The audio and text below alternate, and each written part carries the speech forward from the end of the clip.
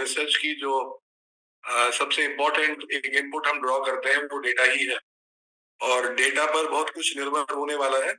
ये स्लाइड्स आप देखते जाइए और कुछ एक दो बातें मैं बताता हूँ तो आप नोट करते जाइएगा। Data is an existing information, knowledge represented or coded in some form suitable for better usage or processing.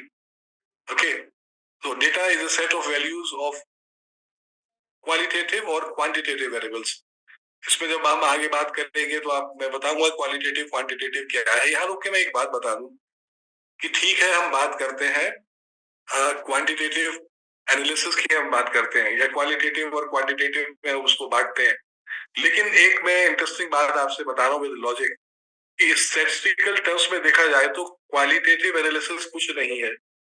आप कहेंगे सर वो तो बाकायदा हमें तो, मैंने यहाँ एक कंडीशन जोड़ी है स्टैटिस्टिकल टर्म, क्योंकि हम क्वालिटेटिव चीजों पर, पहले बता दूं क्वालिटेटिव चीजों में क्या आएंगे, एब्स्ट्रैक्ट चीजें जो हमें दिखाई नहीं देती, जो गुण है हमारे एब्स्ट्रैक्ट है, खुशी है, गम है, दुख है, हैप्पीनेस है, मोटिवेशन है। तो लेकिन मैंने यहाँ एक बात कही स्टैटिस्टिकल एनालिसिस, देखिए इनका भी स्टैटिस्टिकल एनालिसिस तो तभी हो पाएगा जब तक कि वो नंबर्स में कन्वर्ट नहीं होते। तो जब बात एनालिसिस पे आती है तो सारी चीजें क्वांटिटी में बदल चुकी होती है, कुछ तो क्वांटिटी में है ही, उनके लिए तो कोई प्रॉब्लम नहीं है। Suppose your research is on ये डेमोग्राफी और पॉपुलेशन स्टडीज और से the share market, there you are getting the things already in numbers, so they are quantitative. But if you are, suppose आपकी जो रिसर्च है वो लीडरशिप के ऊपर है, मोटिवेशन के ऊपर है या इस तरह की चीजों पर है, तो वो भी एनालिसिस तभी हो पाएगा जब आप उनको क्वांटिफाई करेंगे, उनके तरीके होते हैं। चलिए मैं आगे चलता हूँ। So this is the difference, दोनों के बीच में एक थोड़ा सा डिफरेंस है। इसमें बहुत सारी चीजें ऐसी होंगी जो बहुत कॉमन लगेंगी आपको, और कहीं ना कहीं अपने रिसर्च में पिछले 4 यूनिट में आप पढ़ चुके हैं, लेकिन मैं जो अलग से चीजें कुछ बताऊं उनको थोड़ा सा आप नोट जरूर कर लीजिएगा। अभी मैं बता ही रहा था आपको, quantitative data are anything that can be expressed as a number, जो कि एक नंबर में आप जिसको मेंशन कर सकते हैं, और क्वांटिफाइड जिसको कि आप क्वांटिफाई कर सकते हैं। These data may be represented by ordinal interval ratio scales, मैं आगे जिक्र करूंगा इनका क्या है, and lend themselves to most statistical manipulation। यहाँ मैं मैनिपुलेशन के लिए आपसे कहूंगा कि it is not manipulation, generally एक रॉन्ग सेंस में आप यूज करते हैं, लेकिन वो यहाँ उसका मतलब ये नहीं है। यहाँ मैनिपुलेशन का मतलब चीजों को चेंज करना, बदलना। जैसे एक्सपेरिमेंटल रिसर्च आप पढ़ के आए होंगे तो वहां पर भी हम एक इंडिपेंडेंट डिपेंडेंट वेरिएबल्स में आप देखते हैं कि आप वेरी करते हो इंडिपेंडेंट वेरिएबल को, तो वहां भी मैनिपुलेशन वर्ड यूज होता है। Now, qualitative data is a categorical measurement expressed not in terms of numbers, but rather by means of a natural language description. In statistics, it is often used interchangeably with categorical data. For example, favorite color, blue. अब blue को आप कोई number में तो बता नहीं रहे, तो ये क्वालिटेटिव चीजें हैं। ये जब आप इनको रिकॉर्ड करेंगे, नोट करेंगे, तो ये चीजें नंबर्स में नहीं आने वाली हैं। हाँ, लेकिन मैंने आपको बताया कि अगर आगे जाके आप इनका स्टैटिस्टिकल एनालिसिस चाहते हैं तो फिर वो नंबर में कन्वर्ट किए बगैर आप आगे बढ़ नहीं पाएंगे। चलिए तो आगे बढ़ते हैं। इनका थोड़ा सा और डिफरेंस यहाँ देख लें, हालांकि बहुत सारी चीजें इसमें ऐसी आ रही है स्लाइड में जो मैं पहले आपसे बात कर चुका हूँ। quantitative and qualitative data can be gathered from the same data unit depending on whether the variable of interest is numerical or categorical. For example, ये देखिए डेटा यूनिट ए पर्सन, सीधी सीधी बात है, कितने बच्चे हैं आपके पास, 2 बच्चे हैं, आप काउंट कर सकते हैं। अब किस कंट्री में आप रहते हैं तो इंडिया ही बताएंगे, आप 1 2 3 से तो समझ में आने से रहा। तो ये बिल्कुल आप फर्क देख पा रहे हैं। How much do you earn, आप कितना अर्न करते हैं, वो जाहिर सी बात है एक नंबर होगा, एक फिगर होगा। आप क्या करते हैं वो फिगर नहीं होगा, वो तो पूरा वर्णन होगा लैंग्वेज में, टीचर शब्द में। How many hours do you work, 40 घंटे काम करते हैं। आपकी नेचर क्या है, फुल टाइम पार्ट टाइम। तो ये आप समझ चुके होंगे कि जहां नंबर्स में चीजें मिल रही हैं वो क्वांटिटेटिव डेटा है, और जहां नहीं मिल रही वहां क्वालिटेटिव डेटा है। तो मैंने तो आपको स्टैटिस्टिकल टर्म्स में मैंने बात की है। मैं ये नहीं कह रहा कि क्वांटिटेटिव रिसर्च और क्वालिटेटिव रिसर्च दोनों एक ही होती है। मैं ये आपसे यहाँ बोल रहा हूँ कि जब हम एनालिसिस पे आते हैं तो भाई एनालिसिस तो नंबरों का ही होगा। Even if your research happens to be something to do with the quality, social science में बहुत सारी जगह हमको ये मिलेगा। Are you all listening properly? Let me see. Are you seeing the slides?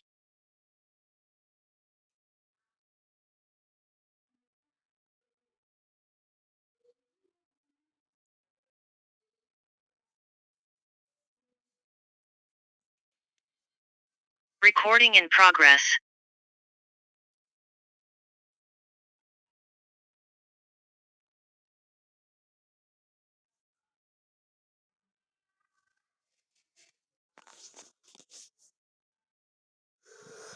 I was not unmuted. And now I'm discussing the things which I've just discussed.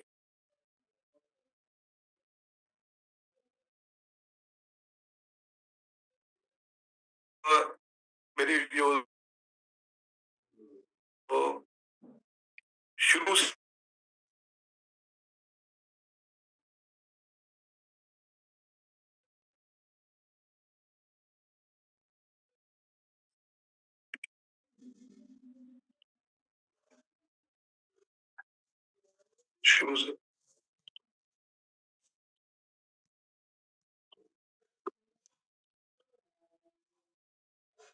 Okay, तो data पे बात कर रहा था। जल्दी जल्दी मैं आगे बढ़ जाता हूँ। मुझे मालूम नहीं आप देख पा रहे थे कि नहीं, इधर से मैं भी शायद म्यूट था। Data is an existing information knowledge represented or coded in some form suitable for better uses or processing. Data is a set of values of quantitative or quantitative variables. तो इस पर मैं बात कर रहा था आपसे कि जो आपका डेटा होगा वो या तो क्वालिटेटिव या क्वांटिटेटिव हो सकता है, लेकिन जब एनालिसिस पे आप जाएंगे तो वो आपका क्वांटिटेटिव ही होगा। अगर स्टैटिस्टिकल एनालिसिस की बात कर रहा हूँ तो चलिए, तो इनको जल्दी जल्दी मैं कवर करता हूँ कि मैं इनको कर ही रहा था तो पता चला कि शायद आपसे बात नहीं हो पा रही थी। Quantitative data are anything that can be expressed as a number. आप इनको नंबर में बता सकते हैं। जैसे मैं एग्जांपल दे रहा था डेमोग्राफी का, पॉपुलेशन स्टडीज पे, शेयर मार्केट पे आप काम कर रहे हैं, जहां पर डेटा ही नंबर में मिलना है तो वहां पर कोई प्रॉब्लम नहीं है।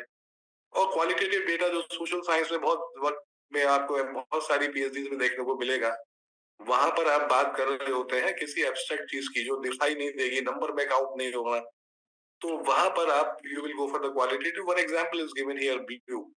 मैं जरा जल्दी चल रहा हूँ आगे।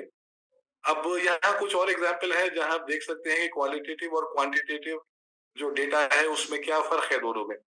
आप देख रहे हैं कि सर्टेन एग्जांपल्स आर गिवन। भाई कितने बच्चे हैं आपके पास, आपकी फैमिली में? 2 हैं। वो नंबर में ही बताएंगे आप। किस देश में आप रहते हैं वो तो आप नंबर में नहीं बता पाएंगे। In which country were your children born, कहाँ पैदा हुए थे, या यो कहीं कहाँ आप रहते हैं, आपकी सैलरी क्या है नंबर में होगी, आपका जो ऑक्यूपेशन है वो नंबर में नहीं होगा। आप बताएंगे, बाकायदा एक शब्द बताएंगे, टीचर है, एडवोकेट है, क्या है आप कितने घंटे काम करते हैं नंबर में बताएंगे। ये छोटी छोटी चीजें। मैं आगे चलता हूँ। Primary secondary data, the task of data collection begins after research problem has been defined. ये जो मैं डेटा कलेक्शन पे आप बात कर रहा हूँ आपसे, बहुत इंपॉर्टेंट चीज है किसी भी रिसर्च के लिए। चाहे वो आप फील्ड सर्वे कर रहे हैं या आप कंट्रोल सेटिंग में लैब के अंदर चीजें कलेक्ट कर रहे हैं, ऑब्जर्वेशन जिनको बोल देते हैं, डाटा कलेक्शन। तो ये रिसर्च का सबसे अहम पार्ट है, क्योंकि आपकी रिसर्च ही खराब हो जाए।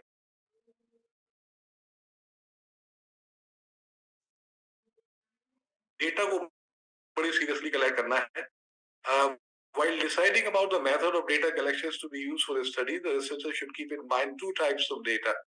प्राइमरी और सेकेंडरी एक ब्रॉड क्लासिफिकेशन है जो हम बचपन से पढ़ते आते हैं। बचपन में जब से थोड़ा रिसर्च वगैरह हम शुरू करते हैं, बी एमएसए में कुछ प्रोजेक्ट्स आ जाते हैं आपके, तो इन पर हम ब्रॉड क्लासिफिकेशन अपना करना शुरू करते हैं। चाहे किसी भी तरह की रिसर्च हो, सोशल साइंस की हो, साइंस की हो, तो इन पर थोड़ा सा बेसिक बातें हैं, आगे बढ़ जाते हैं। Primary data are collected by the researcher. आप जानते हैं कि खुद कलेक्ट करते हैं इसको। और सेकेंडरी डेटा हमें दूसरे सोर्स से लेना होता है। देखा जाए तो ज्यादातर जो रिसर्च है मॉडर्न आज वो दोनों ही डेटा पर कहीं ना कहीं निर्भर करती है। अगर वो फील्ड रिसर्च है आपकी सोशल साइंस में, आप प्राइमरी डेटा पे क्वेश्चन से रिसर्च कर रहे हैं तो डोमिनेंस बढ़ जाता है प्राइमरी का, लेकिन ऐसा नहीं है कि आप सेकेंडरी को बिल्कुल इस्तेमाल नहीं करते। उसका मैं एक आपको एग्जांपल दूं, रिव्यू ऑफ लिटरेचर पूरा आप पढ़ के आए हैं तो वन वे और अदर वो क्या है, वो सेकेंडरी डेटा ही तो है भाई। तो ये मतलब एक बहुत ही इम्पोर्टेंट चीज है कि सेकेंडरी डेटा का तो साथ आपको लेना ही लेना है। और प्राइमरी में चलिए आगे वो एक सवाल पूछूंगा तो उसके आंसर पे मैं आपसे डिस्कशन ज्यादा करूंगा। A researcher, as per requirement of the study, may decide on use of primary data or secondary data or both. अब ये मैंने अभी बताया आपको, जनरली दोनों ही डेटा आप यूज करते हैं। Both primary and secondary data have their own pros and cons. चलिए आई थिंक इसके आगे मेरे ख्याल से क्वेश्चन ही मैंने आपके लिए रखा हुआ है जो 1 मिनट 2 मिनट में आप जवाब दे दीजिएगा। This is the question I think all of you seeing and just tell me the answer, then we will discuss it in broad.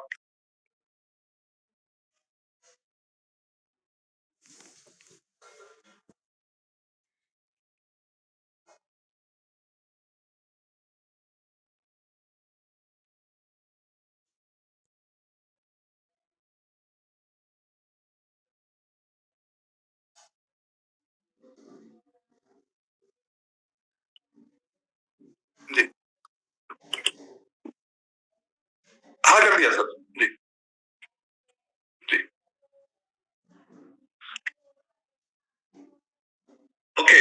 तो ये जवाब आपका मोस्टली ठीक है, एक आध आंसर गलत भी है। आप लोग मुझे सी आंसर दे रहे हैं। सी आंसर दे रहे हैं। मैंने पूछा है आपसे authenticity, I think primary data में अभी तो इस पे बात ही चल रही थी हमारी। तो let me see your answers, किस तरह से आपके आंसर जा रहे हैं। आप में से कुछ सी लिख रहे हैं, कुछ लोग बी लिख रहे हैं। मेरा सवाल है कि which type of data collection authenticity is expected to be more. तो मैं इसका जवाब देखता हूं। आप तो सी बहुत सारे लोगों का जवाब है ये। अच्छा, कोई ऐसे साहब हैं जो एक भी फेवर में हो, केवल एक है। लेट मी सी रोल सी। ओके, इसमें ए मुझे कोई नहीं नजर आ रहा है। देखिए, in which type of data collection I'm asking the authenticity is expected to be more। अब जो डेटा आप खुद कलेक्ट कर रहे हैं भाई, तो आपको मालूम है कि मैंने कितनी ईमानदारी बरती है इसमें, और जो दूसरे से आप ले रहे हैं उसकी गारंटी आपको थोड़ी पता है भाई।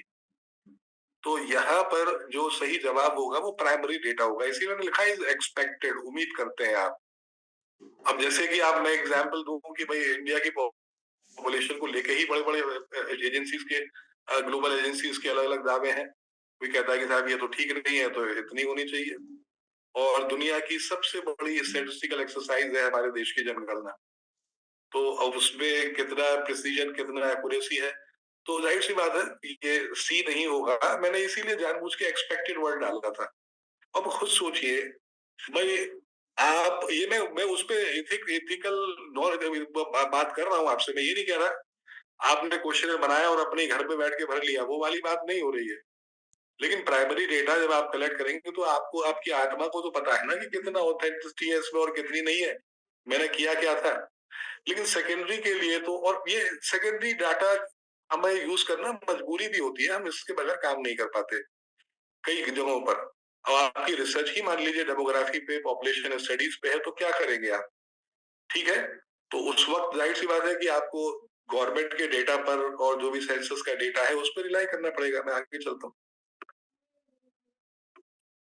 तो हाँ, ये आपका जो आंसर है याद रखिएगा कि वो आ, आपका ए है, और इसको आप करेक्ट करें। मेथड ऑफ कलेक्टिंग डेटा, थोड़ा जल्दी चलते हैं कि काफी चीजें मुझे आपसे शेयर करनी है। The methods of collecting data mainly refers to collecting primary data. जाहिर सी बात है सेकेंडरी तो आपका कलेक्ट हुआ रखा रहता है, लेकिन हाँ इसमें एक चीज और जोड़ दें। सेकेंडरी है, लेकिन जैसे अगर आप देखें रिव्यू ऑफ लिटरेचर भी एक सेकेंडरी तरह का डेटा ही है देखा जाए तो। एक, मैं स्ट्रिक्ट सेंस में ना मानिएगा। यहाँ रुक करके मैं आपको एक बड़ी इंपॉर्टेंट बात बता दूं कि दुनिया में जितनी भी रिसर्च है अच्छी, वो एटलीस्ट 2 स्टेज डिज़ाइन तो होती ही है। उनके 2 स्टेज तो होंगे ही होंगे, जिनमें पहला स्टेज जो पूरा वर्ल्ड वाइड देखें तो अब एक जो स्टैंडर्ड बन चुका है कि पहले चैप्टर में आप इंट्रोडक्शन देते हैं रिसर्च में, दूसरे में रिव्यू ऑफ लिटरेचर देते हैं। तो 2 स्टेज डिज़ाइन से मेरा मतलब ये है कि जो आपका आरओएल है, रिव्यू ऑफ लिटरेचर है, वो तो ज़रूर होगा ही होगा। उसके ऊपर आपने जो भी एनालिसिस, जो भी आप आगे आपका जो भी काम है, वो तो मस्ट है बिल्कुल। और यहाँ मैं एक बात और बोल दूँ कि बहुत सारे जो एक्सपर्ट हैं, वो इसको रिसर्च नहीं मानते। मैं भी उस स्कूल ऑफ थॉट में हूँ, यानी उसके दोनों लॉजिक मैं आपको देता हूँ कि जो रिव्यू ऑफ लिटरेचर है, वो कोई रिसर्च नहीं है, लेकिन हर रिसर्च का बहुत अहम पार्ट है। उसको पूरा समझे बगैर आप अब आगे बढ़ते नहीं हैं। रिसर्च गैप निकलता है तब आप आगे बढ़ते हैं। तो इस तरीके से मैं पहले भी आपसे बोल रहा था कि सेकेंडरी डेटा जो है, वो और प्राइमरी मिला के आप रिसर्च करते हैं। प्राइमरी की डोमिनेंस हो सकती है, ठीक है?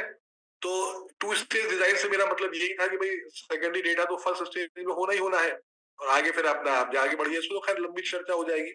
आपने इस सारी चीज़ें बहुत डिटेल में पढ़ रखी हैं। अब बात करते हैं हम लोग कलेक्टिंग सेकेंडरी डेटा पर। Sources of secondary data are existing literature, वही रिव्यू की बात आ गई। Reports of professional agencies, departments, archives, internet, and so on. So there can be so many things from where you can collect your secondary data, social media. While collecting secondary data, one has to follow legal procedures required, maintain the academic ethics. Yes, ये मैं आपसे एक बात बोल ही रहा था कि बहुत सारा कोई डेटा बहुत कॉन्फिडेंशियल भी होता है। कुछ डेटा ऐसे होते हैं जो पब्लिकली अवेलेबल नहीं होते, लेकिन आप कहते हैं, रिक्वेस्ट करते हैं कि साहब रिसर्च कर रहे हैं हम, तो वो आपको बता दिया जाता है थोड़ा सा कि आप नोट कर लें वगैरह। तो इसमें एथिक्स वही अब प्लेगरिज्म वाली बात आ गई ना, पूरा प्लेगरिज्म के ऊपर तो पूरी कहानी है। यूजीसी बड़ी सख्त है इसको लेके। तो सेकेंडरी डेटा आप किसी का कहीं से यूज कर रहे हैं तो उसका बाकायदा नाम दे भाई। तो ये सारी चीजें आपको देखनी है। Methods of collecting primary data में हमारे ये तमाम चीजें आपकी बड़ी डे टू डे लाइफ से जुड़ी है, सुनी हुई है आपकी। ऑब्जर्वेशन है, इंटरव्यू है, क्वेश्चनर है, शेड्यूल है और तमाम और बहुत सारे मेथड्स हैं where you collect the primary data and these are the certain tools इन जिनकी मदद से आप अपना प्राइमरी डेटा कलेक्ट करते हैं। आगे चलते हैं, इसमें कोई खास बात होगी मैं आपसे बताता चलूंगा। ऑब्जर्वेशन में जैसे फर्स्ट हम ऑब्जर्वेशन को लें तो इसमें कुछ इसके फायदे होंगे जो मैं आगे बताऊंगा, जैसे व्हाट इज हैपनिंग। और कायदे खास तौर से आपकी जिस टाइप ऑफ रिसर्च आप पढ़ के आए होंगे, तो कुछ रिसर्च ऐसी होती है जिनका देखा जाए कि उस पर्टिकुलर स्थिति को एक्सप्लेन करना, समझना, मौजूदा स्थिति क्या है, इसी में पूरी रिसर्च हो जाती है आपकी। ये कहे कि व्हाट इज को समझाने में पूरा निकल जाता है वो, ठीक है ना। डिस्क्रिप्टिव, एक्सप्लेनेटरी, डिस्क्रिप्टिव में यही फर्क है कि जब एक्सप्लेनेटरी पर तक आप आते हैं तो व्हाट तो होता ही है, आप एक स्टेप आगे बढ़ चुके होते हैं, हाउ एंड व्हाई। तो अगर आपकी व्हाट पे है, व्हाट इज हैपनिंग, क्या है, तो वहां ऑब्जर्वेशन काफी कामयाब रहती है। कई बार रिसर्च की नेचर भी ऐसी होती है कि ऑब्जर्वेशन ही वहां सबसे मजबूत आपका एक टूल है। ट्रैफिक पैटर्न्स है, लैंड यूज पैटर्न्स है, layout of city and rural areas है, क्वालिटी ऑफ हाउसिंग है, ये तमाम चीजें आप ऑब्जर्व करेंगे तभी पता चलने वाली है। कंडीशन ऑफ रोड्स है, कंडीशंस ऑफ बिल्डिंग्स है, who goes to a health clinic, और बहुत सारे एग्जाम्पल आपके दिमाग में आ सकते हैं। ये कोई एग्जॉस्टिव लिस्ट नहीं है कि मैंने थोड़े एग्जाम्पल दिए आपको जहां ऑब्जर्वेशन आपके बहुत काम की। कई बार तो लैब में जो हम डेटा कलेक्ट करते हैं उनको ऑब्जर्वेशन ही बोल देते हैं। चलिए, ये एक सिंपल सा एग्जांपल दिया है आपने, जो है आपने देखा, दुनिया जो सुना, और आपने प्रोसेसिंग हुई और आपने अपना ऑब्जर्वेशंस कलेक्ट कर ली, जो भी आपके रिसर्च का पर्पस है। और क्या टेक्निक आप यूज करने जा रहे हैं, depend on the nature of your research. क्या कर रहे हैं आप। अगर वो एक्सपेरिमेंटल रिसर्च है, साइंस की रिसर्च है, तो ऑब्जर्वेशंस पे आप ज्यादा काम करने जा रहे हैं। सोशल साइंस में भी ऑब्जर्वेशंस के बड़े इस्तेमाल है। आगे चलते हैं। Observation is helpful. मैं अभी बता रहा था कि कहां पर, अभी कुछ मैंने बता ही दिया आपको। ऑब्जर्वेशन जब वर्ड सामने आता है तो इंस्टेंटेनियस, बिल्कुल कोई चीज सामने हो रही है, घट रही है, तो ये हमारे दिमाग में आता है, वहीं से क्लियर हो जाता है कहाँ काम आएगी ऑब्जर्वेशन। नीड डायरेक्ट इंफॉर्मेशन, जहां आपको बिल्कुल डायरेक्ट इंफॉर्मेशन चाहिए, इधर उधर का मसला जो है वहां नहीं चलेगा। Trying to understand on going behaviour, जो एक बिहेवियर चल रहा है उसको समझना चाह रहे हैं, there is physical evidence, products और outputs that can be observed. तो ये एक इम्पोर्टेंट चीज है। Need to provide alternatives, alternative when other data collection is infeasible और इनएप्रोप्रिएट। तो ऐसे वक्त में ऑब्जर्वेशन आपके लिए काम की रहेगी। ऑब्जर्वेशन, अगर आपका जो जो रिसर्च के में डोमिनेंस है ऑब्जर्वेशन का, तो एक मेरिट भी बन जाती है कि उसमें बाइसनेस आने की बहुत कम चांस है। अनटिल अनटिल आप ही बाइस लोग के ऑब्जर्व कर रहे हैं, तो भाई उसका तो, मैं जो भी कुछ पढ़ा रहा हूँ ना, वो एथिकल बाउंड्रीज के अंदर, मॉरल बाउंड्रीज के अंदर पढ़ाया जा रहा है। अब अगर उसमें अनएथिकल प्रैक्टिस शुरू कर दे तो भाई फिर कुछ कह नहीं गया। तो ये सारी चीजें जरा आपको ध्यान में रख के चलना होगा। टाइप्स ऑफ ऑब्जर्वेशन आप देखें, पार्टिसिपेटरी, नॉन पार्टिसिपेटरी, बड़ी इंटरेस्टिंग है। इसका मैं एग्जांपल देते से समझाता हूँ आपको। मान लीजिए स्लम्स पे आप स्टडी कर रहे हैं, तो और उनको आप ऑब्जर्व कर रहे हैं कि भाई कैसे स्लम्स में लोग बड़ी मुश्किलों में रहते हैं, क्या ऐसा उनका जीवन है। आपने क्या किया, आपने वहां जाके ही रहना शुरू कर दिया, आप बताए नहीं उनको, और वो आप एक तरह से उसी में आप जाके पार्टिसिपेट भी कर रहे हैं, रह रहे हैं वहां पर और देख रहे हैं लोगों को। कैंडिडेट और कोवर्ट में आपने कैंडिडेट में बता रखा है लोगों को कि भाई मैं ऑब्जर्व कर रहा हूँ आपको, और ये ऑब्जर्वेशन नोट हो रही है, रिसर्च के पर्पज से हम कर रहे हैं। कोवर्ट में आप बता नहीं रहे। स्ट्रक्चर्ड हो सकती हैं, सेमी स्ट्रक्चर्ड हो सकती हैं, अनस्ट्रक्चर्ड। स्ट्रक्चर्ड में आपका प्लान ही है कि सर ये ऑब्जर्व करना है हमको, ये आधा स्ट्रक्चर्ड है और आधा अपना अपने हिसाब से जो भी आपको देख लिया, और बिल्कुल ही अनस्ट्रक्चर्ड है। कंट्रोल्ड और अनकंट्रोल्ड ऑब्जर्वेशन हो सकती है। बेहतरीन एग्जाम्पल है कंट्रोल ऑब्जर्वेशन का लैब, जहां पर आप कंट्रोल के साथ काम करते हैं। पूरा एक कंट्रोल, आपने कहा सर जार में टेम्परेचर इतना करना है, कर दीजिए, तो पूरा कंट्रोल है ना। इंसानों पे लगा के देखिए जरा, ये काम हो नहीं, बहुत इंसानों पे पॉसिबल नहीं है। एडवांटेजेस डिसएडवांटेजेस ऑफ ऑब्जर्वेशन, देखिए फायदा तो यही है कि सब्जेक्टिव जो बाइस है वो खत्म हो जाते हैं। हाँ, ये बात मैं बार बार बैकग्राउंड में कहता चल रहा हूँ कि अगर आप खुद ही बाइस हैं, आप ही बिल्कुल रिसर्च क्या है, आपको उसी का सत्यानाश करने बैठे हैं, आप कर ही नहीं रिसर्च, आपको तो ड्रामा कर रहे हैं, तो वो बात अलग है। तो रिसर्चर गेट्स करंट इन्फॉर्मेशन, ये बिल्कुल ठीक है। मैंने आपको बताया कई रिसर्च की नेचर ही ऐसी होगी जो करंट पे आपको इवोल्यूशन पे काम करना है, तो वहां ऑब्जर्वेशन बड़ा इंपॉर्टेंट है। इंडिपेंडेंट ऑफ रेस्पोंडेंट्स, रेस्पोंडेंट्स का मसला ही नहीं, आप खुद ही देख रहे हो उसको, आप ही ऑब्जर्व कर रहे हैं, आप ही रेस्पोंडेंट एक तरह से देखा जाए तो। डिसएडवांटेज क्या है, एक्सपेंसिव होगी क्योंकि आपको हर वक्त मौजूद रहना है, ऑब्जर्व तो आप कर रहे हैं रिसर्च स्कॉलर बन के। टाइम कंज्यूमिंग भी होगी, लिमिटेड इन्फॉर्मेशन हो सकती है, जो आपने देखा उसके पीछे बहुत कुछ तो आपको दिखाई नहीं दिया। जो रेस्पोंडेंट्स तो पूरा क्वेश्चनरी भर देते हैं आपके लिए, आपके सवालों के अनफोर्सीन फैक्टर्स में इन्फ्लुएंस, और बहुत सारी चीजें हो सकती हैं जो असर डाल सकती है आपकी ऑब्जर्वेशन पे। आगे चलते हैं, इंटरव्यू की बात करते हैं। बड़े पॉपुलर चीजें तो, कुछ चीजें तो मुझे याद आती आ रही हैं, एक्स्ट्रा बताते चल रहा हूँ, उन पे ध्यान दीजिएगा। The interview method of collecting data involves presentation of oral verbal stimuli and reply in terms of oral verbal responses. आपने सवाल किया, उसने जवाब दिया, और इस तरीके से आपका डेटा कलेक्ट हो रहा है। ये पर्सनल इंटरव्यूज हो सकते हैं, टेलीफोन पे आप ले सकते हैं इंटरव्यूज, अब तो तमाम ऑनलाइन के तरीके मौजूद हैं, आप उन तरीकों से इंटरव्यू ले सकते हैं। अब ये भी स्ट्रक्चर्ड, सेमी स्ट्रक्चर्ड या अनस्ट्रक्चर्ड हो सकते हैं। जनरली जनरली आप देखें तो ये तमाम चीजें, इंटरव्यू वगैरह आप सोशल साइंस में ज्यादा पाएंगे, साइंस में तो गुंजाइश कम है। तो ज्यादातर वो स्ट्रक्चर्ड ही मिलेंगे आपको। उसकी वजह है, स्ट्रक्चर्ड होगा ना तो उसका क्वांटिटेटिव एनालिसिस का रास्ता जरा आसानी से खुल जाएगा। ठीक है ना, तो एक तरह से सवाल है, आपने वो 40-50 सवाल 60 बनाए हैं, रेस्पोंडेंट्स को सबको वही दिए हैं आपने, फिर उनको क्वांटिफाई करके वो पूरी आगे की कहानी है कि किस तरह से उनका एनालिसिस हो जाएगा। So more or less you'll find the structured one more, but it will depend on the nature of your research. At times being possible it is semi-structured, or maybe it is totally unstructured. All right. Interview के types, personal interviews हैं, interviewer asking question generally in face to face contact to the other person और persons. आपने खूब देखे होंगे, इन TV पे आपको देखने को मिल जाएंगे इस तरह के। फोकस इंटरव्यू है, to focus attention on the given experience of the respondent and its effects। एक किसी खास फोकस अटेंशन के साथ आप काम कर रहे हैं। क्लिनिकल इंटरव्यू है, is concerned with broad underlying feelings of motivations or with the course of individual's life experience। एक व्यक्ति के जो उसके खुद के अनुभव है उन पर आप बात कर रहे हैं। Non-directive interviews that where the interviewer's function is simply to encourage the respondent to talk about the given topic with the bare minimum of direct questioning।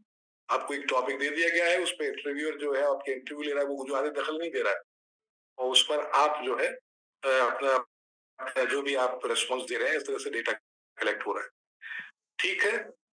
अच्छा, ये स्किल ऑफ इंटरव्यूअर तो खैर ये भी एक अपने आप में स्किल है। आप लोगों से बातें निकालना ये आसान काम नहीं होता। तो ये आपकी स्किल होनी चाहिए इस तरह की। The main thing is to facilitate interviews ability to answer. उसको वो फैसिलिटेट करे और उसको बोलने के लिए कहना चाहिए कि एक स्मूथली एक ऐसा माहौल क्रिएट करे कि बड़े आसानी से जवाब दे सके। और ये तमाम चीजें बहुत सिंपल है। आप इसमें इजी रेस्पोंडेंट से टू द इंटरव्यू, उसको एक आसानी अनुभव हो, लगे ना कि पता नहीं क्या ये इंटरव्यू ले रहे हैं, आप पूरा बस मेरा तो दिमाग ही खराब कर दे रहे हैं। आज स्ट्रेटेजिक क्वेश्चंस आप जनरली ना पूछें। ये तमाम चीजें जो आपको ध्यान रखनी है। और ये एक आर्ट है, इसमें दो राय नहीं है। Prompting and probing appropriately. अब पता चला कि क्वेश्चन ही पूछते आ रहे, उसे बोलने नहीं दे रहे, अब ये भी मत करो भाई। तो तमाम चीजें हैं। कीपिंग इट मूविंग, बट डल ना हो, एक फ्लो हो, एक बिल्कुल बहते हुए पानी की तरह चीजें चले। Winding it down when the time is right. जब सही समय पर समाप्त करें, ऐसा ना हो कि लट मार दिया एकदम से इंटरव्यू खत्म। तो ये तमाम चीजें हर किसी की उसकी बात नहीं है। ये एक पूरा स्किल है। कुछ लोगों में नेचुरल होती है, कुछ आप गेन कर सकते हैं। और इसके इंटरव्यू के मेरिट और डिमेरिट पे बात कर लें। More and in depth information obtained. Yes, interview के वक्त बहुत सारी चीजें आपको मालूम चल जाती हैं जो क्वेश्चन वगैरह से शायद उतनी डिटेल में ना मिले। पर्सनल इंफॉर्मेशन में कई बार इंटरव्यू ही काम करता है। कई बार क्वेश्चन जब आप भरवाते हो ना, तो लोग पसंद नहीं करते अपना फोन नंबर, ईमेल या कुछ और बातें उसमें ऐसी शेयर करने में। लेकिन इंटरव्यू में पॉसिबल है कि वो आपसे बात करें इस बारे में। ग्रेटर फ्लेक्सिबिलिटी, वो तो खैर छोटी बात हो गई, और भी डिटेल में जा सकते हैं आप। क्वेश्चन में तो वो नाम अता पता देने में भी शायद आपको तंग करेंगे। ग्रेटर फ्लेक्सिबिलिटी है, बहुत लचीलापन है इसमें। Adaption adaptation as per the respondent. जिस तरह का रिस्पोंडेंट है उसी प्रकार आपने इंटरव्यूअर ने अपने को एडेप्ट कर लिया। ये साहब ऐसे हैं, इनसे इस तरीके से जवाब निकाले जा सकते हैं। ये साहब ऐसे हैं, इनके लिए अप्रोच रखनी है। डीमेरिट्स क्या है? यस, पूछने वाले की बाइसनेस हो सकती है। अब उसका अपना एक पैटर्न है, उसको एक ही तरह के सवाल पूछने, तो वो वहां मामला थोड़ा खराब हो सकता है। एक्सपेंसिव तो होगा। देखिए, जितने आप देख रहे हैं, ऑब्जर्वेशन भी एक्सपेंसिव थी, इंटरव्यू भी एक्सपेंसिव हो रहा है। तो जहां जहां पर ये 1 to 1 का मामला आएगा ना डेटा कलेक्शन में, वो एक्सपेंसिव हो ही जाने हैं। क्योंकि वहां पे आपको टाइम देना है, टाइम कंज्यूम करना है। नीड एक्सपर्टाइज, बिल्कुल ये तो बात आएगी कि इसको हर कोई नहीं कर सकता। इसमें आपको एक्सपर्टाइज होना। एक बार क्वेश्चन है तो चलो कोई भी लेके भरवा लेगा, लेकिन इसके लिए आपको एक्सपर्टाइज चाहिए। आगे चलते हैं, क्वेश्चनर मेथड पे बात कर लेते हैं। अब क्वेश्चनर में क्या होता है कि आप जानते ही, इसको आप बनाते हैं और इसको रेस्पोंडेंट को भेज देते हैं, या खुद जाते हैं तो वो शेड्यूल हो जाता है, या सर्वेयर को, एडुकेटर को आप लगाते हैं। अगली स्लाइड्स में आएंगी ये बातें। इसमें आपके सवाल होते हैं। यह सवाल दो प्रकार के होते हैं, शायद आगे वाली स्लाइड में है या नहीं, मैं बता दूं आपको। जनरली सोशल साइंसेज में हम इस तरह के सर्वे वगैरह पे काम करते हैं, तो ओपन एंडेड और क्लोज एंडेड दो तरह के आप क्वेश्चंस पाएंगे वहां पर क्वेश्चनर में। तो जो इनके दोनों की अपनी मेरिट्स और डीमेरिट्स हैं। ओपन क्लोज एंडेड में क्या होता है, आपने बांध दिया रेस्पोंडेंट को कि देखो भाई ये सवाल है, और ये 5 ऑप्शन है, जो 5 पॉइंट लिकर्ट स्केल बड़ा फेमस है, स्ट्रॉन्गली एग्री, एग्री, न्यूट्रल, और ये। अब इन पे आपको जवाब देना है। और ओपन एंडेड में क्या होता है, इस तरह का कुछ नहीं होता। जैसे जनरली हम एक सवाल डाल देते हैं ना लास्ट में, एनी सजेशन, और जनरली उसको लोग लिखते नहीं है। तो क्लोज एंडेड में क्या, इसके कुछ मेरिट्स हैं, कुछ डीमेरिट्स हैं। मेरिट सबसे बड़ी ये है कि आराम से आदमी को टिक करना है, वो भर देगा। दूसरा, इनका स्टैटिस्टिकल एनालिसिस बड़ी आसानी से हो जाएगा कि आप उनको क्वांटिफाई करें और अपना पूरा एनालिसिस कर लें। डीमेरिट ये है कि आपने, मैं आपको एक इंटरेस्टिंग बात बता रहा हूँ, क्या आपकी जो रेस्पोंडेंट है, मान लीजिए उनकी संख्या 10,000, 20,000 कितनी है, जो भी है, पॉपुलेशन आपकी 1 लाख भी हो सकती है, 10 लाख भी हो सकती है, क्या आप उनको जवाबों के लिहाज से केवल 5 कैटेगरी में बांट सकते हैं? बताइए। एक तरह से ये हो गया कि आपने तो पॉपुलेशन को मैं कह दिया सब 5 ही तरह के लोग हैं बस। स्ट्रॉन्गली एग्री वाले हैं, एग्री वाले, न्यूट्रल, एग्री, डिसएग्री वाले। तो ये देखें आप। और दूसरा, ये कौन तय करेगा कि साहब स्ट्रॉन्गली एग्री और एग्री के बीच में दूरी कितनी है? हम तो 1 2 3 4 5 करके चले जाते हैं, ठीक है ना। तो ये लेकिन इन सब लिमिटेशंस के बावजूद भी लिकर्ट स्केल बहुत पॉपुलर है। और तमाम दुनिया में इन पे स्टडीज होती हैं, सरकार की प्लानिंग चलती है, जो आउटकम आते हैं सारी चीजें हैं। लेकिन मैं ये भी आपको साथ में बताता चलूं, दूसरी ओर जो आपके ओपन एंडेड होंगे ना, उनका उससे मिल तो आपको बहुत कुछ जाएगा, लेकिन फिर आप उनको क्वांटिफाई करने में आपकी प्रॉब्लम आनी है। The respondents have to answer the questions on their own, ये आपकी खैर बेसिक रिक्वायरमेंट ही है, इसमें क्या कर सकते हैं। स्टेप्स इन क्वेश्चन कंस्ट्रक्शन, ये भी सिंपल सी बात है। इसमें जो काम की एक दो बातें, पायलट सर्वे वगैरह कहीं आएगा तो मैं देखूं। प्रिपरेशन करेंगे, कंसिडरिंग द फर्स्ट, पहला ड्राफ्ट बनाएंगे, उसका एवोल्यूशन करेंगे, सेल्फ एवोल्यूशन, एक्सटर्नल एवोल्यूशन को ये रिवीजन करेंगे, प्री टेस्ट और पायलट, ये इंपॉर्टेंट चीज है, इसमें मैं आ जाता हूँ। पायलट स्टडी करना बहुत जरूरी है। ये क्या होती है समझ लें, आप में से कुछ लोग जानते होंगे। आपने अपनी रिसर्च के लिए क्वेश्चनर फाइनल कर लिया, अब आप इसको सर्वे करने से पहले कुछ लोगों को, जो आपके रेस्पोंडेंट होने जा रहे हैं, उनमें से अपनी जो पॉपुलेशन में से, ये आपका जो सैंपल है उसमें से 30, 40, 50 लोगों पे पहले सर्वे करते हैं, डायरेक्ट फाइनल सर्वे करने से पहले। उसके बड़े फायदे होते हैं, मैं बताता हूँ क्या फायदे होते हैं। देखिए, जब आपने क्वेश्चन बनाया तो आपका दिमाग लगाया, आपके सुपरवाइजर का लगाया, चलिए मिलके आपने बना लिया, तो आपको तो लगेगा कि ये बहुत बढ़िया क्वेश्चनर है और उसमें कोई भी कमी नहीं है। लेकिन जब आप पायलट सर्वे पे ले जाते हैं तो जो 40-50 लोगों की जब फीडबैक लेते हैं, तो उनमें से एक साहब आएंगे आपके पास, कहेंगे साहब ये क्वेश्चन नंबर 2 तो समझ भी नहीं आ रहा, क्या लिख दिया आपने, और आपने तो लिखा कुछ है और ऑप्शंस पता नहीं क्या दे दिए, मैच ही नहीं कर रहे हैं। अब कोई साहब आएंगे कि साहब ये क्वेश्चन नंबर 7 और 10 तो सेम है, आपने क्यों दे दिए इनको, बात ये है कि लैंग्वेज फर्क है, बस बाकी तो सब ठीक है, एक जैसा ही है, और वगैरह वगैरह कई तरह की चीजें सामने आएंगी। तब आपको लगता है कि हाँ, ये हमें मिस्टेक हुई है। तो तब तमाम लोगों के ऑब्जर्वेशंस के बाद आप इसको रिवाइज करेंगे, उसको, अपने क्वेश्चनर को, और फाइनली जब आप सेटिस्फाई हो जाएंगे कि हाँ इस तरह के उसमें फ्लॉ नहीं है, कि क्वेश्चन सेम है या मतलब सवाल कुछ है, ऑब्जेक्टिव्स कुछ रख दिए हैं, तब आप अपना आगे बढ़ जाएंगे, रिवीजन करेंगे। और चाहे तो आप सेकंड प्री टेस्टिंग, एक और ऐसी प्री टेस्टिंग कर सकते हैं, अगर आप सेटिस्फाइड नहीं है, अभी लगता है कि अभी भी कुछ खामियां हैं, तो जनरली आप एक बार में काम चल जाता है आपका, अगर आपने फर्स्ट ड्राफ्ट को ही केयरफुली किया हुआ है। तो प्रिपेयरिंग फाइनल ड्राफ्ट इस तरह से, बस एक पड़ाव है बड़ा इंपॉर्टेंट, वो याद रखें कि पायलट सर्वे जरूर करें। एकदम से क्वेश्चनर को अपना मैदान में और फील्ड में, यानी कि फील्ड सर्वे के लिए ना भेज दें। आगे चलते हैं, इसकी क्या खूबियां हैं, कुछ खूबियां तो मैंने बताई दी है आपको। देखिए, शॉर्ट और सिंपल सवाल हो, पर्सनल सवाल ना हो, question should be short and simple, question simple to difficult, आसान से मुश्किल की तरफ जाए, पर्सनल इंटीमेट सवाल ना पूछे जाए, टेक्निकल टर्म वगैरह ना डाल दें, उसमें पता चला वो दिमाग हो गया, पता नहीं क्या पूछ रहे हैं भाई। क्वेश्चंस के जो आंसर हो यस नो या मल्टीपल चॉइस हो, हालांकि ये कोई फाउंडेशन स्ट्रिक्टली नहीं है, लेकिन इसकी मेरिट इतनी बड़ी है जिसकी वजह से अच्छा हो कि क्वेश्चन रेयर में ज्यादातर सवाल आपके ऑब्जेक्टिव टाइप जिन्हें बोल देते हैं ना, लिकर्ट स्केल ऑप्शन वाले हो, जिसकी वजह मैं आपसे अभी डिस्कस करके आ चुका हूँ कि इनका जो नंबरों में कन्वर्जन और इनका आगे जाके स्टैटिस्टिकल एनालिसिस आसान हो जाता है। Control questions to cross check the information of the respondent, of respondent नहीं होगा, रिस्पोंडेंट होगा। तो इसका मैं एग्जांपल से समझाऊं तब आप समझेंगे। ये बड़ी चालाकी से क्वेश्चनर के अंदर कुछ सवाल ऐसे डाल दिए जाते हैं जो एक दूसरे सवालों को चेक करने में मदद करते हैं, रिस्पॉन्सेज को। एक एग्जांपल देता हूँ, आप स्लम्स में गए और आपने वहां तीन सवाल पूछे जो एक दूसरे से रिलेट करेंगे। आपने कहा सर फैमिली में कितने मेंबर हैं, एक सवाल ये पूछा। आपने कहा सर फैमिली की टोटल मंथली इनकम क्या है, ठीक, ये दूसरा पूछा आपने।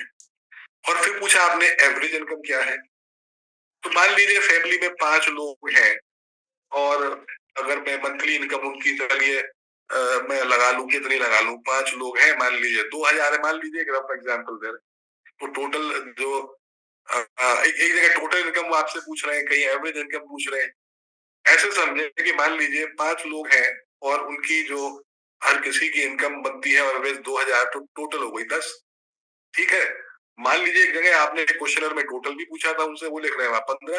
एक कुछ छोटे से एग्जाम्पल समझाना चाह रहा हूँ, वही आपने पकड़ लिया कि यार कहीं ना कहीं तो गलत है, आप फैमिली मेंबर गलत बता रहे हैं, एवरेज गलत बता रहे हैं। तो इस तरह से आप क्रॉस चेक वाले, ये तो एक बहुत सिंपल सा एग्जांपल है, जो मैंने यहाँ क्रिएट कर दिया। अदरवाइज आप और भी कॉम्प्लिकेटेड तरीकों से चेक कर सकते हैं कि यहाँ तो ये साहब ये बोल रहे थे और यहाँ ये बोल रहे हैं, तो या तो गड़बड़ है कुछ, उन्होंने ऑब्जर्वेशन गलत दिया है। आप उसको चेक करें, वेरीफाई करें, आगे चलते हैं। तो ये क्रॉस चेक कर लेने के क्रॉस चेक वाले सवाल इस तरह से क्वेश्चन में डाल दिए जाए तो अच्छा रहता है। इसके जो फायदे हैं, इसकी कॉस्ट कम है, टाइम सेविंग इसमें भी है, टाइम सेविंग है ये थोड़ा सा। ऑब्जर्वेशन इंटरव्यू में तो आप ही खड़े हुए वहां लेके रिसर्चर बन के, तो पता चला पूरा टाइम आपका वेस्ट हो रहा है। बहुत सारे रेस्पोंडेंट्स पे आप जा सकते हैं। कोई इंटरव्यूअर वाला बाइस नहीं होता इसमें। जो इंटरव्यूअर वाला आपने पढ़ा था ना, इंटरव्यू में जो इंटरव्यूअर है, जो ले रहा है इंटरव्यू, उसके अपनी अप्रोच की वजह से बाइस आ सकता है कि उसका एक एक ट्रेडिशनल कोई अप्रोच है, कुछ उसका अपने हिसाब से सवाल पूछने का अंदाज है, तो वो गड़बड़ हो सकती है। ग्रेटर एनोनिमिटी है, रेस्पोंडेंट्स कन्वीनियंस है, स्टैंडर्ड वर्डिंग्स है, नो वेरिएशन है, वेरिएशन तो है नहीं, पूरा सबका सेम है। वो ये मोर और लेस सारी चीजें मैंने आपसे डिस्कस कर ली हैं। आगे मैं बढ़ता हूँ। क्वेश्चनर्स डिसएडवांटेजेस क्या है इसके? ये केवल पढ़े लिखे लोगों के लिए आप इस्तेमाल कर सकते हैं। जैसे स्लम्स की मैं बात कर रहा था, तो फिर तो आपको या तो जाना पड़ेगा, समझाना होगा, या एनुमरेटर होंगे, उनको पहले ट्रेनिंग देनी होगी कि भाई देखो ऐसे लोग मिलेंगे जो पढ़े लिखे नहीं है। या कई बार गाँवों में आप किसानों में, अब तो हमारे किसान भी बड़े एजुकेटेड होते जा रहे हैं, लेकिन अभी भी कुछ ऐसे किसान मिल जाते हैं, या ऐसे एरियाज में आपको जाना हो सकता है जहाँ भी इतनी कोई एजुकेशन नहीं है।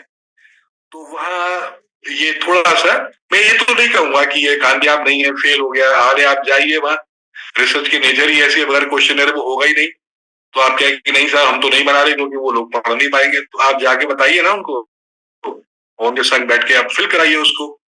चलिए, sometimes different respondents interpreted questions differently, ये भी हो सकता है कि कई बार अलग अलग रेस्पोंडेंट सवाल ही कोई अलग अलग समझ लें, तो उसका भी तरीका है। इसीलिए कहते हैं ना कि आप बाकायदा खुद जाके फील्ड में भराएं, सबसे अच्छा तरीका है। Questioners do not provide an opportunity to collect additional information, बिल्कुल ठीक। जब आपने बांध दिया पांच ही जवाब में से तुम दे सकते हो कोई एक, और इसके अलावा कोई जवाब नहीं है, तो आप ऐसा करने से कुछ इंफॉर्मेशन अच्छी प्राप्त करने से वंचित रह जाते हैं। सरल भाषा में कहूँ तो, because I told you earlier also that can be a limitation also of the practice worldwide of questionnaires, that your respondents are, you have divided your respondents only in 5 categories. आप कह रहे साहब 5 कैटेगरी है बस। इंसानों में तो ये जो है 5 में भी नहीं संभव कि 5 प्रकार के होंगे। मैं एक बात कह रहा हूँ आपसे, एक ही आदमी में 10-10 प्रकार के मिल जाते हैं आजकल तो। बहरहाल, researchers are not sure whether the person to whom the questionnaire was mailed has himself, yes, ये बात इंपॉर्टेंट आएगी जब क्वेश्चनर और शेड्यूल में यही फर्क है। एक शायद हो सकता है अगली स्लाइड में शेड्यूल का जिक्र आए। शेड्यूल में बाकायदा आप या तो खुद जाते हैं या आप एनुमरेटर को या सर्वेयर को भेजते हैं। अब जैसे आजकल मैं यहाँ रुककर एक बात करूंगा, मैं और आपसे रिक्वेस्ट करूंगा जो फील्ड रिसर्च में जाएंगे सोशल साइंस के लोग, कि ये गूगल सर्वे से पीएचडी नहीं होती भाई। वो गूगल फॉर्म बना के आपने उसके बहुत सारे ड्रॉबैक, सबसे बड़ा ड्रॉबैक तो ये लिखा हुआ चौथे नंबर पे कि आपको पता ही नहीं यार वो ईमेल पे भेजा था, भरा किसने है। पता चला प्रोफेसर साहब के लिए सर्वे था, प्रोफेसर साहब को बनना था, उन्होंने कहा यार बहुत तंग कर रहे हैं, ये बत्ते लड़के से बोल दिया जो 8वीं क्लास में पढ़ता है कि जो भी मन में आया काले पीले करके भेज। दूसरा, गूगल जो फॉर्म है उस पर 5-7 सवालों तक तो चल जाता है, आदमी भर देता है। आजकल बड़े आपके चल रहे हैं सेमिनार वगैरह होती है, तो रजिस्ट्रेशन 2 मिनट हो जाता है, इतना तक तो ठीक है भाई। लेकिन वो पूरा पीएचडी का नहीं भरने वाला 50-60 सवाल आपके बैठ के। तो ये थोड़ा ध्यान रखें आप। मेनी क्वेश्चन रिमेन अनआंसर्ड, ये भी तभी होता है जब आप भेज देते हो या आप ही सीरियस नहीं हो, बहुत सारे सवालों के जवाब नहीं मिलते। The respondent can consult other persons, ये भी हो सकता है। लेकिन सारी चीजें तब ज्यादा है जब आप फील्ड में नहीं है, आपने भेज दिया है। अगर आप खुद कर रहे हैं तो टाइम जरूर लग सकता है, लेकिन रिसर्च की भी तो क्वालिटी देखनी है, उसकी भी तो कुछ इथिक्स हैं प्रोसेस के। तो ये तमाम जो कमियां देख रहे हैं हम, ये तब ज्यादा है जब क्वेश्चनर भेज दिया गया इस उम्मीद में कि भर के आ जाएगा। आगे चलते हैं। Collection of data through schedule, हाँ बात आ गई, शेड्यूल की बात कर रहा था। Schedule like question contain set of, बिल्कुल ये देखिए इनका स्ट्रक्चर तो सेम होता है, पर शेड्यूल में ये कि आप जाके फिजिकली या तो खुद या इन्यूमरेटर जो लिखा है ना, सर्वेयर भी बोल देते हैं इनको, वो जाते हैं खुद, ये बता चुका हूँ। Enumerators go to the field, put question वगैरह वगैरह, तो आगे बढ़ते हैं। मैं चाहता हूँ कि जल्दी से एक सवाल पे जल्दी और आ जाऊँ, फिर चीजें कंप्लीट हो जाए। क्वेश्चन शेड्यूल का फर्क है जो मैं बहुत सारी आपको बता चुका। Questionnaire mail filled by respondent, direct contact. देखिए ये सबसे जो पहले दो है ना, बस इन्हीं में सारी कहानी आ रही है। अगर वो डायरेक्ट कांटेक्ट है तो वो शेड्यूल है, और वो नहीं है, मेल कर दिया, रेस्पोंडेंट भर के भेज दिया, तो वो आपका क्वेश्चनर है। ये इस सेक्शन में दोनों सेम होंगे। ये मतलब उस डॉक्यूमेंट का जो सवाल आपने लिखे जिससे क्वेश्चनर कह रहे हैं आप, उसका एडमिनिस्ट्रेशन किस प्रकार हुआ है वो फर्क करता है दोनों के बीच में। अगर वो आपने भेज दिया तो वो क्वेश्चनर है, अगर जो आप लेके खुद गए और भरवाए तो वो शेड्यूल हो गया। अब देखिए इकोनॉमिकल तो हो गई ना क्वेश्चनर। दूसरा पॉइंट जो एडवांटेज आ रही है उसकी, वो इकोनॉमिकल आ रही है, क्योंकि आपको कुछ करना ही नहीं पड़ा, आपने तो भेज दिया। हालांकि अब ये बात अलग है कि उसमें कितनी सही आपको आंसर्स मिलेंगे वो तो आगे पता चलेगा। ये एक्सपेंसिव हो जाता है, क्योंकि सर्वेयर को आने जाने का किराया देंगे आप, खुद जाएंगे तो अपनी जेब से खर्चा करेंगे। नॉन रिस्पॉन्स हाई, बिल्कुल क्वेश्चनर में जो आपका नॉन, मैं बार बार कहूंगा ये फर्क जो आप पढ़ रहे हैं स्लाइड पर, ये किस तरीके से उसको लागू किया अगर किया गया उस पर है। देखा जाए तो स्ट्रक्चर वाइज तो दोनों ही क्वेश्चनर है, शेड्यूल भी क्वेश्चनर है, क्वेश्चनर तो क्वेश्चनर है ही। चलिए इसमें नॉन रेस्पॉन्स ज्यादा होगा, आपने भेज दिया नहीं भरा उसने। इधर यहाँ लो होगा, जब खुद सामने बैठे हैं तो भाई आदमी कहता है यार देखो, थोड़ा मॉरल प्रेशर भी रहता है कि यार देखो कब से इतनी दूर से आए तो भर के दे दो। क्वेश्चनर टाइम कंज्यूमिंग हो सकता है, वो टाइम कंज्यूमिंग इस सेंस में हो सकता है कि भेज दिया और नहीं साहब जवाब दे रहे, ये टाइम बाउंड है, आप गए और उसको फिल करा के ले आए। लिटरेट कोऑपरेटिव रेस्पोंडेंट्स पढ़े लिखे होंगे तभी वो क्वेश्चनर आपकी गैर मौजूदगी में पढ़ के भर पाएंगे। No such precondition, schedule में ऐसा नहीं है, पढ़ा लिखा होगा तो भी भर देगा, जाएंगे सामने, नहीं होगा तो आप बता देंगे उसको। Success depends on quality of questionnaire, आपकी क्वालिटी क्या है और क्वालिटी ऑफ इनोमरेटर। चलिए आगे चलते हैं। सब अदर मेथड्स पे जल्दी जल्दी नजर मार लेते हैं। वारंटी कार्ड्स है, पोस्ट कार्ड साइज कार्ड्स है, जो कस्टमर्स बहुत पहले बहुत होता था, अब तो मेरे ख्याल से ईमेल वगैरह ने तो इसको तो शायद खत्म से कर दिया। डिस्ट्रीब्यूटर और store audits are perform by manufacturer distributor through salesman. Salesman को कहा जाता है ना, जो मार्केटिंग के लोग, आपके साथ तो शायद नहीं होंगे, आप साइंस के लोग ज्यादा हैं, कि वो एक तरह का एक सेइंग है कि वो एम्बेसडर होता है उसका। अब जो कंपनी का फर्म का एम्बेसडर है सेल्समैन, तो बहुत सारी बातें सेल्समैन जो मिलता है जमीन पे कंज्यूमर से उसको पता होती हैं, और उनकी बातों को बड़ा सीरियसली लेते हैं मैन्युफैक्चरर, कि भाई ये खबर लाया है, कंज्यूमर कह रहे हैं कि आपके प्रोडक्ट में ये कमी है, ठीक करिए। पेंट्री ऑडिट्स है, from the observation to pantry of the customer, किस तरह से वो खरीदता है। ये बोर्डलेस जो आप एग्जाम्पल यहाँ देख रहे हैं, तो सोशल साइंस से मैनेजमेंट से जुड़े ज्यादा हैं। तो ये है कि आपने कुछ तरीके निकाल लिए कि चलो वहां से मिल जाएगा, कंज्यूमर का मामला था तो आपने कहा कंज्यूमर की खरीदने की आदतों को देख ले, पेंट्री ऑडिट्स कर ले, तो वहां से हमको अंदाजा लग जाएगा कुछ इन्फॉर्मेशन का। आगे चलते हैं। कंज्यूमर पैनल्स है, pantry audit approach on regular basis.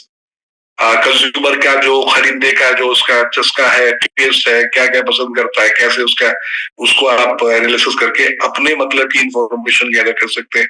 हालांकि ये ज्यादातर इंफॉर्मेशन वो आनी है जो मोर और less to do with the business.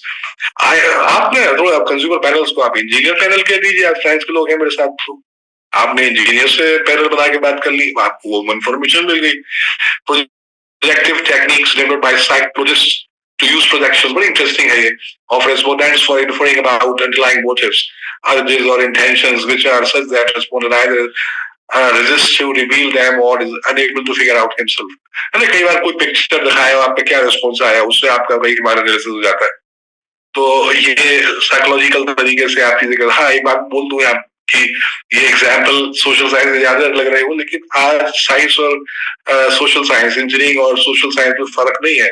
जितनी भी IIT हैं सारे MBA रन कर रहे हैं, सब जगह सोशल साइंसेस भी साथ साथ पढ़ाए जा रहे हैं बहुत सारे। तो all these example somewhere they have to do with both social science and science as well. आगे चलते हैं। Use of mechanical devices, eye camera. मुझे यह याद आता है कि ये डेटा कलेक्शन करने के लिए कि कुंभ में कितने सारे लोग आए, बहुत सारी तरीके थे उसमें, कैमरे के थ्रू भी था, AI का भी इस्तेमाल था, बहुत सारे तरीके थे जो नए आ चुके हैं जहां से आप इंफॉर्मेशन ले सकते हो। मे बी आपकी जो रिसर्च है वो इस तरह की है कि वहां पर आपको कैमरे आई कैमरा की जरूरत है, फोकस ऑफ आइज और रिस्पॉन्डेंट ऑन स्पेसिफिक पोर्शन। ये तो खैर दूसरा एग्जांपल है। कोई स्केच आपने दिया, डायग्राम दिया, उस पर रिस्पॉन्स दिया। Psycho galvanometer is used for measuring the extent of body excitement. कोई चीज आपको दिखाई गई, आपके बॉडी में कितना एक्साइटमेंट हुआ, ठीक है। ये तमाम चीजें जो है आप देख करके भी अपनी रिसर्च से रिलेटेड चीजों को कलेक्ट कर लेते हैं। तो ये तमाम तरीके हैं, लेकिन मोटे मोटे वही आपके है कि प्राइमरी और सेकेंडरी के अंतर्गत ये आएंगे, जिनको आपको देखना होगा। आगे चलते हैं।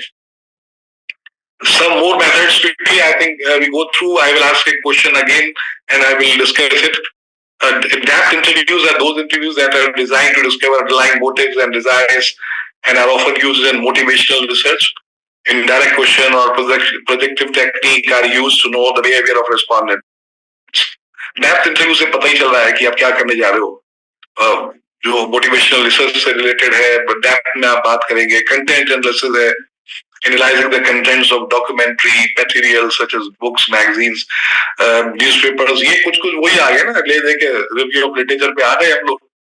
ये जो बुक मैगजीन वगैरह देख रहे हैं, उसमें है कि ज्यादातर आप जो है रिसर्च को ही लेते हैं। रिव्यू ऑफ लिटरेचर में आप लोग जो या तो कुछ वो अपने आप में पीएचडी है, या आपके इंटरनेशनल जर्नल्स में रिसर्च पेपर्स हैं। तो ये तमाम चीजें आपकी हैं। आगे चलते हैं। Selection of appropriate method of data collection. आप ये आपकी रिसर्च पे बहुत कुछ डिपेंड करने जा रहा है कि आपका क्या तरीका है वहां आगे होगा। अगर मोटा मोटा फर्क मैं देखूं साइंस और सोशल साइंस में, वो एक तरह तो आप फील्ड में जाते हो, वो फील्ड सर्वे होते हैं, इधर आप लैब में जाते हो। फील्ड में जाना और लैब में जाना दोनों अलग अलग बातें हैं। एक जगह आप कंट्रोल्ड ऑब्जर्वेशन कर पाते हो, लैब वाले साइंस वाले, और एक जगह आपकी चीजें कंट्रोल में नहीं होती। जब आप फील्ड पे हैं, आप लोगों से मिल रहे हैं, इंसानों से आप डेटा कलेक्ट कर रहे हैं। चलिए, nature, scope, object of inquiry. वही कि आपकी क्या इंक्वायरी बेस, क्या आप इंक्वायर करने जा रहे हैं अपने रिसर्च में, उसको देख के आप अपना डेटा कलेक्शन का तरीका चुनेंगे। हाँ, फंड और टाइम, वो इसका तो मैं जो सवाल पूछता उसका जवाब आने लगा। चलिए, इस पे मैं थोड़ा रुकता हूँ। फंड देखने होंगे, समय देखना होगा, डिग्री ऑफ प्रिसीशन, एक्यूरेसी कितनी चाहिए आपको, वो देखना होगा। तो ये तमाम चीजें हैं। प्रिकॉशंस आप क्या क्या करेंगे? भाई जाहिर सी बात है कि जो डेटा हो वो रिलेवेंट हो रिसर्च के। पता चला आईक्यू लेवल आपको देखना है, रिसर्च करनी है, आपने ले लिए स्टूडेंट्स के वेट, मतलब उनके बाहर नापते घूम रहे हैं, आपको करना था आईक्यू पे काम। हालांकि बड़ा एक्सट्रीम एग्जाम्पल मैं दे रहा हूँ, लेकिन ये बताने के लिए कि भाई जो रिसर्च कर रहे हो उसी से रिलेटेड चीजें इकट्ठा करो। देखो, it should be collected through formal और स्टैंडर्डाइज्ड रिसर्च टूल्स। ये तो बात चलती आ ही रही है। डेटा कलेक्शन पे सारा आपका क्वालिटी डिपेंड करना है। तो जरा आपके जो कायदे कानून हो, तरीके हो, बड़े अच्छे वाले स्टैंडर्डाइज्ड तरीके हो। The data should be such as these can be subjected to statistical treatment। ये बार बार कहता आ रहा हूँ कि डेटा ऐसा हो जिसका नंबरों में कन्वर्जन हो जाए। लिकर्ट स्केल में कर लेते हो आप लोग, अलग कहानी है। और मैंने इसीलिए तो एक बड़ी इंटरेस्टिंग बात आपसे कही, लेकिन एक कंडीशन के साथ कही कि स्टैटिस्टिकल एनालिसिस के टर्म्स पे बात करें तो क्वांटिटेटिव एनालिसिस होता ही नहीं है, क्योंकि एनालिसिस तो केवल नंबरों का होता है भाई। तो उस पर हाँ, इकट्ठा करते वक्त वो क्वालिटी और क्वांटिटी हो सकती है, लेकिन एनालिसिस पे आते आते तो क्वांटिटेटिव है भाई। वो नंबर में नहीं बदला तो आप क्या उसका करेंगे?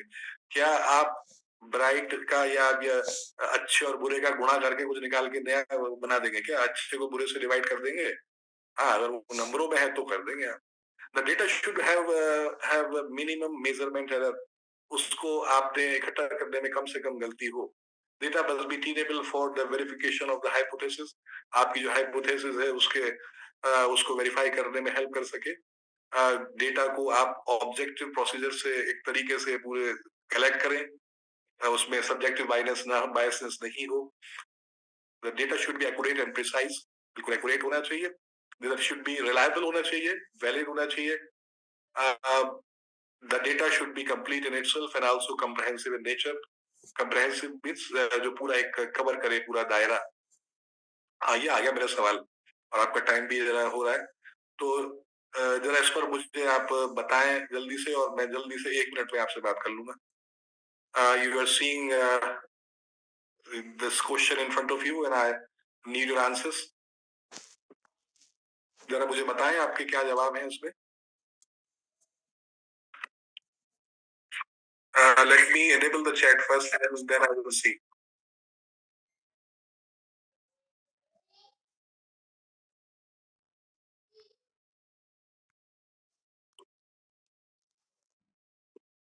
Okay, so yes, I'm seeing so many C's at this time. This time C is correct, but last time C was wrong. So yes, option C is correct. Yes, so many answers I'm getting. आपका time भी होने वाला तो मैं जल्दी से उस पर बात कर लूं. Yes, yes, you are right. Many of you are, all of you are getting C. देखिए टाइम और मनी कंस्ट्रेंट पे मैं बात करूं तो पूरा 1 घंटा निकल सकता है, लेकिन जल्दी से बात कर लूं. अच्छी बात यह कि आपने जवाब ठीक दिए. आप यूं तो रिसोर्स कंस्ट्रेंट के नाम पे रिसर्चर के सामने आप 100 बातें गिना सकते हो. आप मेरे सामने कुछ भी ले आए, मैं इन 2 कैटेगरीज में डाल दूंगा, टाइम और मनी. एक छोटा सा एग्जांपल देके आगे बढ़ता हूँ. देखिए टाइम तो बड़ी आसानी से समझ में आ जाता है कि साहब टाइम तो देना पड़ेगा, रिसर्च में बड़ी श्रद्धा का काम है. 3 साल तो आपसे वैसे ही यूनिवर्सिटी आपकी यूजीसी मांग रही है. अगर आप आईआईएम में पहुंच गए तो 5 साल लगते हैं वहां पे. तो चलिए टाइम तो समझ में आ गया. मनी कहाँ से समझ में आ गया? मनी ऐसे समझ में आ गया, आपको करना है सर्वे और आपकी जो पॉपुलेशन है बड़ी टेढ़ी है. एक दिन का पूरे मेहनत करने के बाद एक मिलता है और आपको करने हैं 400-500 लोग. आपके बस का है नहीं. टाइम पे काम करना है तो आपको सर्वेयर नियुक्त करने पड़ेंगे. वो आपसे पैसे मांगेंगे. मनी और मनी. और ये ऐसे आ गया. अगर साइंस में बात करें तो बहुत सारी आपको वहां तो और ज्यादा प्रॉब्लम है साइंस में. तो पैसों को लेके भाई टाइम तो अंडरस्टूड हो गया. अभी टाइम तो चलिए 3 साल. एक मोटा मोटा और मैं और एग्जाम्पल ला दूं तो बस यूजीसी आपको 3 साल दे रही है, वही कह दूं. लेकिन वहां मनी, फिर वहां आपको लैब है, वहां केमिकल्स की जरूरत हो सकती है, मशीनें कुछ आपको वहां. अगर आप तो आपके पास तो होंगी नहीं. अगर आप कहीं दूसरी किसी जगह पे जाते हैं, फैसिलिटी को लेते हैं, यूज करते, तो पे करिए उसके लिए. तो तमाम जो कंस्ट्रेंट्स आप पाएंगे वो इन 2 कैटेगरी में पड़ जाएंगे.